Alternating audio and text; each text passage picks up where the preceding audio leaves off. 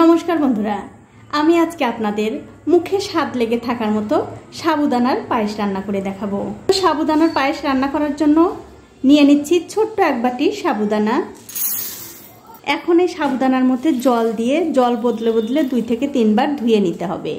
সাবুদানাগুলো কিন্তু আমি খুব ভালো করে ধুয়ে নিয়েছি। এখন এর মধ্যে সামান্য একটু জল দিয়ে এই সাবুদানাগুলো আমি 20 মিনিট ভিজিয়ে রাখবো। 20 মিনিট পর দেখুন সাবুদানাগুলো কিন্তু ভিজে অনেকটা নরম হয়ে আছে আর একটু বড় বড়ও কিন্তু হয়ে গেছে। এখন একটা কড়াইতে দিয়ে দিচ্ছি একটুখানি ঘি। ঘিটা যখন ভালো করে গরম হয়ে যাবে তখন এর মধ্যে কিছু কিশমিশ আর কাজু দিয়ে ভেজে নিতে হবে। আর অবশ্যই কিন্তু এখন গ্যাসের ফ্লেমটা একদম লোতে রাখতে হবে। দেখুন কাজু আর কিশমিশ কিন্তু আমি খুব ভালো করে ভেজে নিয়েছি। এখন এগুলো তুলে নিচ্ছি। তারপর ওই ঘিয়ের মধ্যে সাবুদানা দিয়ে সাবুদানাগুলো একটু ঘিয়ের সঙ্গে ভালো করে ভেজে নিতে হবে। দেখুন ঘিয়ের সঙ্গে সাবুদানাগুলো কিন্তু আমি খুব ভালো করে ভেজে নিয়েছি। এগুলো আমি তুলে নিচ্ছি। সাবুদানাগুলো তুলে নেবার পর ওই কড়াইতে দিয়ে দিচ্ছি 1 কেজি দুধ। এবারে গ্যাসের ফ্লেমটা বাড়িয়ে দিয়ে এই দুধটা খুব ভালো করে জাল দিয়ে নিতে হবে। দেখুন দুধ কিন্তু আমি খুব ভালো করে জাল দিয়ে নিয়েছি। দেখতেই পাচ্ছেন দুধের মধ্যে কিন্তু বলক চলে এসছে। এখন আমি এর মধ্যে দিয়ে দিচ্ছি আগে থেকে ভেজে রাখা সেই সাবুদানা। এবারে এই সাবুদানা দুধের সঙ্গে ভালো করে মিশিয়ে দিয়ে 7 থেকে 8 মিনিট খুব ভালো করে আমি রান্না করে নেব।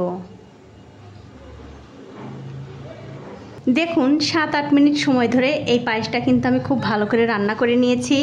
আর দেখতেই পাচ্ছেন এই সাবুদানাগুলো কিন্তু দুধের মধ্যে খুব ভালোভাবে সেদ্ধ হয়ে গেছে। আর আপনারা বুঝবেন কেমন করে এই সাবুদানাগুলো ভালোভাবে সেদ্ধ হয়ে গেছে, যখন দেখবেন এই সাবুদানাগুলো দুধের মধ্যে একদম স্বচ্ছ কাচের মতো দেখা যাচ্ছে, তখন বুঝতে হবে এই সাবুদানাগুলো ভালোভাবে সেদ্ধ হয়ে গেছে। এখন আমি মিষ্টির জন্য এর মধ্যে দিয়ে দিচ্ছি চিনি। আর এই পায়েসটা যাতে দেখতে সুন্দর লাগে তার জন্য আমি দিয়ে দিচ্ছি একটু খেজুরের ঝোলা গুড়। আপনারা চাইলে কিন্তু শুধু চিনি কিংবা গুড় দিয়েও রান্না করতে পারেন। এবারে চিনি আর গুড়টা এই পায়েসের সঙ্গে ভালো করে মিশিয়ে দিয়ে এর মধ্যে দিয়ে দিচ্ছি আগে থেকে ভেজে রাখা কিশমিশ আর কাজু। তারপর গ্যাসের ফ্লেমটা মিডিয়াম টু হাই রেখে এই পায়েসটা আমি আরও 5 মিনিট রান্না করে নেব। দেখুন এই পায়েসটা কিন্তু আমি আরও 5 মিনিট খুব ভালোভাবে রান্না করে নিয়েছি। আর দেখতেই পাচ্ছেন পায়েসটা কিন্তু অনেকটা ঘন হয়ে গেছে। আর এর চেয়ে বেশি কিন্তু ঘন করা যাবে না। এর চেয়ে বেশি ঘন করলে কি হবে, এই পায়েসটা যখন ঠান্ডা হবে তখন কিন্তু আরও একটু ঘন হয়ে যাবে। তার জন্য যখন দেখবেন পায়েসটা ঠিক এরকম অবস্থায় এসছে তখনই কিন্তু গ্যাসের ফ্লেমটা বন্ধ করে দিতে হবে। তো এই দেখুন বন্ধুরা, হয়ে গেছে আমার সাবুদানার পায়েস রান্না করা। এইভাবে পায়েস রান্না করে কিন্তু আপনারা যে কোনো উপোসের দিন কিংবা কোনো অনুষ্ঠানের দিনে রান্না করে নিতে পারেন। আর এই পায়েসটা একবার খেলে আপনারা বারবার কিন্তু খেতে চাইবেন।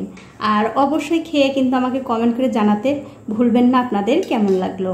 তো বন্ধুরা আজ এই পর্যন্তই, দেখা হবে অন্য কোনো নতুন ভিডিও নিয়ে।